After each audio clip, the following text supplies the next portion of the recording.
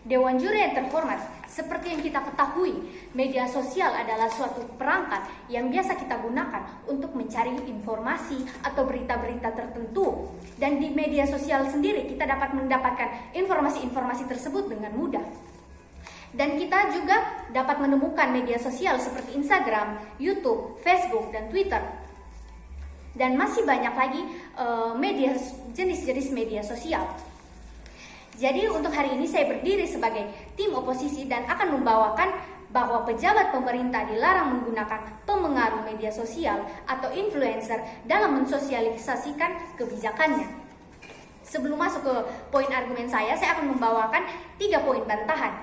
Yang pertama yaitu mereka mengatakan akan membuat sosialisasi kebijakan yang transparan, netral, dan juga objektif. Tetapi mereka sendiri tidak mengatakan bagaimana caranya mereka akan melaksanakan sosialisasi tersebut. Dan mereka juga tidak mengatakan bahwa bagaimana caranya juga mereka akan mengumpulkan orang untuk melakukan sosialisasi tersebut dan siapa saja yang akan mengikuti sosialisasi tersebut. Poin bantahan yang kedua yaitu mereka juga mengatakan bahwa diskusi komprehensif yang adanya masukan, kritik, saran ataupun penolakan dari masyarakat sendiri, tetapi mereka tidak mengatakan bagaimana caranya mereka mengadakan diskusi komprehensif tersebut, dan mereka juga tidak mengatakan bagaimana caranya mereka mendapatkan informasi bahwa masyarakat sendiri menolak, mengkritik, atau mereka memberi saran dan penolakan terhadap hal tersebut. Dan poin bantahan ketiga itu mereka juga mengatakan bahwa influencer hanya melaksanakan tugas yang diberikan oleh pihak yang memberikan endorse, tetapi tidak secara signifikan. Tetapi tugasnya sendiri seorang influencer itu akan melaksanakan hal yang telah diperintahkan atau disuruh oleh seseorang yang telah mengendorse mereka. Tetapi mereka tidak akan melakukan tugas di luar hal yang telah ditugaskannya, karena itu bukan hak mereka. Jadi jika mereka hanya disuruh untuk menjelaskan ini sesuatu yang umum dan tidak menjelaskannya untuk secara signifikan, berarti itu bukanlah hak mereka untuk menjelaskan sesuatu yang secara signifikan. Jadi saya di sini berdiri sebagai pejabat pemerintah dan saya akan membawakan 1 poin argumen, yaitu dampak positif menggunakan pemengaruh media sosial atau influencer.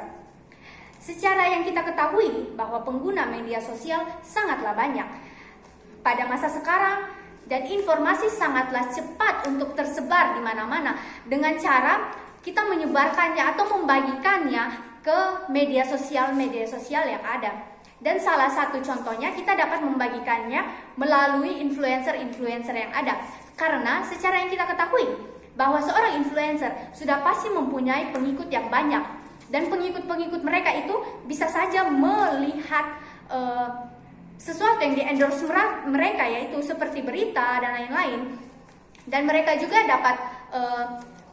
dapat menarik perhatian followers mereka dengan cara mereka masing-masing, seperti mereka membuat berita itu lebih menarik lagi, karena seorang influencer itu sudah pasti akan membuat atau menarik seseorang yang melihat barang atau berita yang di-endorse mereka itu menjadi menarik, dan sudah pasti followers atau pengikutnya itu tertarik untuk mengikuti hal tersebut.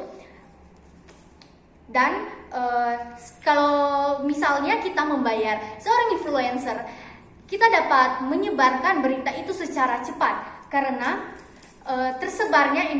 tersebarnya berita melalui influencer itu adalah salah satu cara yang sangatlah bagus, karena seorang influencer sudah pasti mereka sudah tahu caranya untuk melakukan endorsement yang diberikan oleh seseorang yang mengendorse mereka.